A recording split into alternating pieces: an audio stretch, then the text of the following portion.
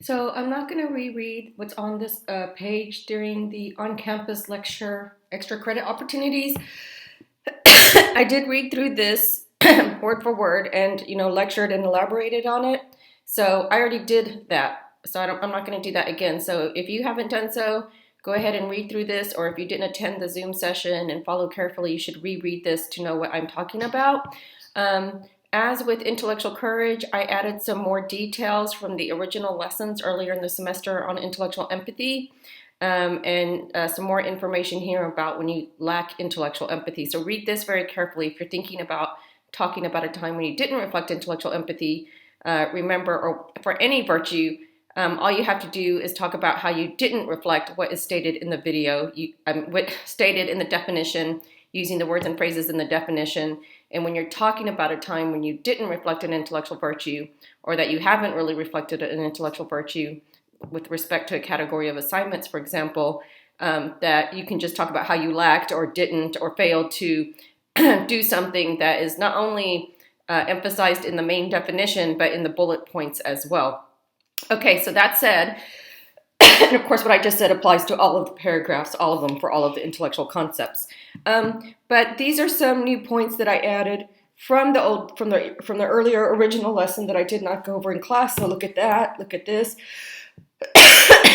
Something that I want to stress, and I did stress this in class, but it's in the classroom, but it's so important because I can still see students making this mistake, is remember that when you're applying the definition and you're applying, key phrases or even an entire statement or words from a bullet point, that you need to make sure that you do not distort and that you don't come off as misrepresenting what the meaning of a concept is. And when it comes to intellectual empathy, a lot of people focus only on the word empathy. And then what happens is they use their own prior experience with empathy, and they use their own opinions or feelings about empathy and their own interpretation of empathy, like with courage and perseverance, but especially with empathy. And what they end up doing is they apply empathy to generally. So for example, if a student said that, I was working on an assignment with the student and the student called me because she was stressed out and she wanted to get some heat. She wanted to get something off her chest. And so she was complaining about the assignment and the professor makes her work so hard.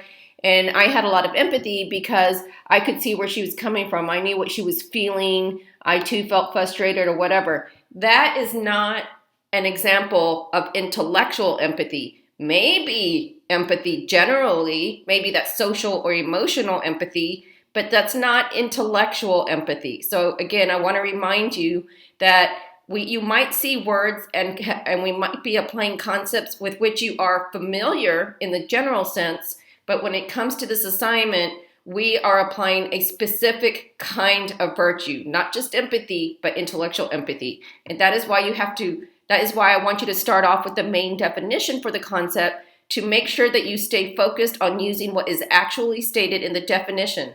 Do not add to the definition. Do not take away from the definition. You don't want to make the definition say more than it actually says, and you don't want to make it say less than it actually says. So be very careful. That's another reason why I make you explicitly pull words from the definition and the bullet points to make sure that you're actually using the concept, the term, correctly. So again, be careful not to use empathy in the emotional sense, in the feeling sense.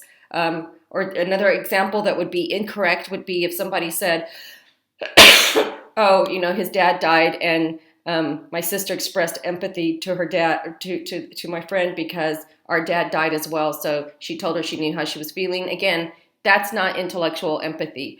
So that's all I wanted to say about that, making sure you understand it.